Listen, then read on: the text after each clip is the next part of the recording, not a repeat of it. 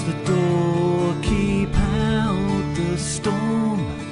Far away, far away. Keep the neat fires burning till dawn. Whoa, whoa, leave my soul. Good morning, everyone. This is Natalie, and you are watching Witches of the Moon. This week, we are discussing Samhain. Now, Samhain, as I'm sure many of my co-hosts have covered, you'll have to forgive me because I have not watched the videos for this week yet. I'm actually recording this Friday, as usual, because it's the only day I have off. But I plan to watch all of the videos, but I don't like to have my videos biased by what I hear in the other videos, so I'm just going to give you my take on it, a little bit of history on the holiday and where it comes from, and leave it at that. Samhain is taken from a Gaelic word. It usually means ending or finality. Some people think it means death. Contrary to some rumors and to some beliefs, Samhain was not the name of a Celtic god of death or doom or anything like that. The Celtic goddess of death and war and sex and rebirth is the Morrigan, so it's a woman.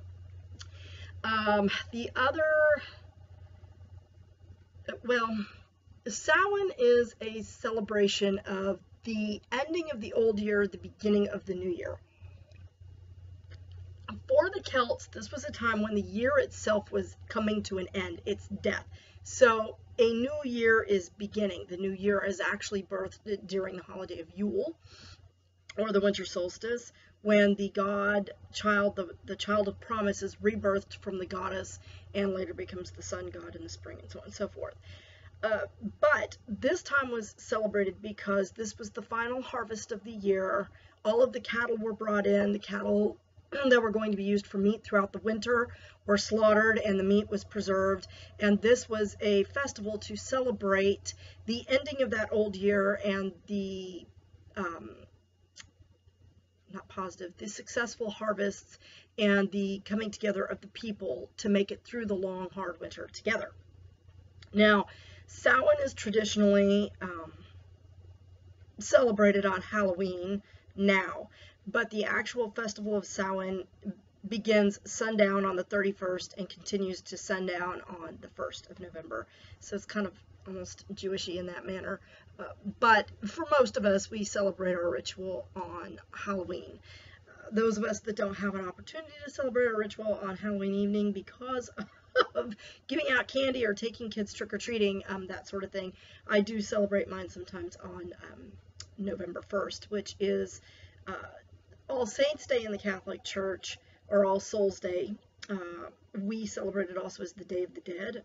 Some people in the Hispanic culture know it as El Día de los Muertos, which is a time to celebrate your ancestors. And that's one of the things that makes Samhain such a unique and special holiday for those of us that practice the craft, is that Samhain is actually the time in the year when the veil between the worlds is the thinnest, and you can communicate more easily with those in the spirit realm. So this would be a time too when people would try to reconnect with ancestors who've passed on to gain some wisdom or insight into the coming year and how to make it as successful as the previous year, and so on and so forth. That's why a lot of times at Samhain, we as witches will set up a divination altar, and we will do divination or scrying or something of that nature to connect with those in the spirit realm. It's a good time to try to contact your spirit guide. If you are not familiar with your spirit guide, or you don't work a lot with your spirit guide, this would be a good time. Now, that being said, as the veil is very thin, you want to make certain that you put all of your protections in place, that you sage your area or smudge your area well, or use dragon's blood. I like dragon's blood for a cleanser myself, and I consecrate my area very thoroughly. I'm hoping that by this Samhain I'll have my new custom-made besom in, so I can use that to cleanse my area. I'm very excited. So I may do a video on that on my personal channel when I get that in, because I'd like to give a plug out to the company that is making it for me.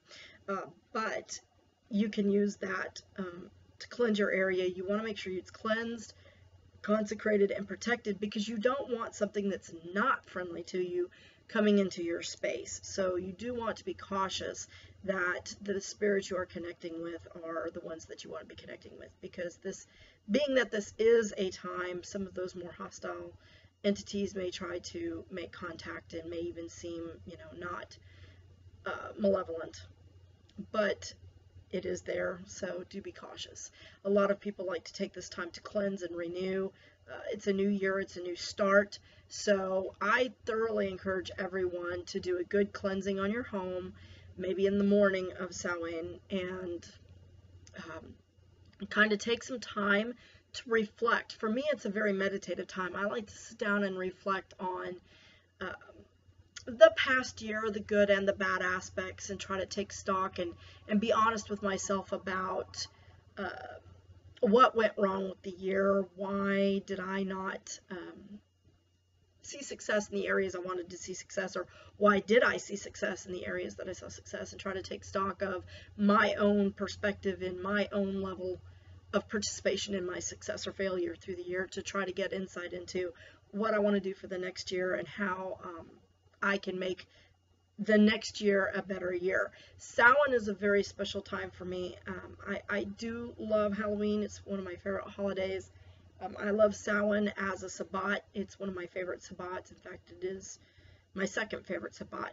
My top favorite is still Yule, Christmas, because I like the overall feeling in general that goes along with it. And I'm sure some of that has to do with my Christian upbringing, but to me, it's a time of hope, a time of rebirth.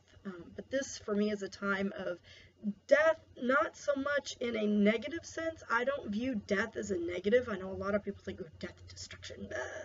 For me, death simply means the ending of something, the beginning of something else. So I see it as a time to start fresh. And I would encourage everyone to look at Samhain in that way.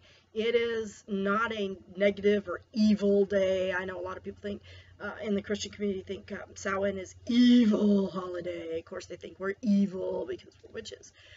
But I do feel that it is a time to reconnect with those who've passed over, to really renew your resolution to yourself and your New Year's resolutions to yourself and to your spirit world, to connect with them on a deeper level. And this is just a gateway to that for me, so I really enjoy it. That being said, I do want to share one quick little thing. Look at these awesome candles my daughter and husband got me from Home Depot. There were two in here, but I gave two away for a swap. But awesome candles for my ancestor altar. I'm very excited to get that set up. I don't have a lot of room in my garage, but I'd like to go ahead and set up my altar maybe Wednesday and get it ready to go. I'm very excited about that. Oh, and you may have seen me taking a sip from a new awesome coffee mug. Also, something important for Samhain is, looking at that, since the cauldron to us represents rebirth. I use my cauldron extensively in my Samhain celebrations. So I hope that this has given a little bit of clarification. I realize this is a little bit shorter video, and I don't think it does justice to the importance of Samhain as a holiday, but I know that it's probably been thoroughly covered by my fellow witches of the moon. They're all awesome, and they all offer great perspectives. So again, I'll just say that for myself, it's a time of renewal. It's a time of rebirth. My old year is ending, a new year is beginning. It's a fresh start. It's a time when I can connect and communicate with others, especially those who have passed on, more efficiently or effectively, and I really, really enjoy this time of the year. Fall is my favorite holiday season, and to me this is just another turning of the wheel that I look forward to, because for me it's a renewal. So I hope that this gives you guys some interesting perspective on that, and I would love to hear your feedback. Have a wonderful Samhain and blessed be.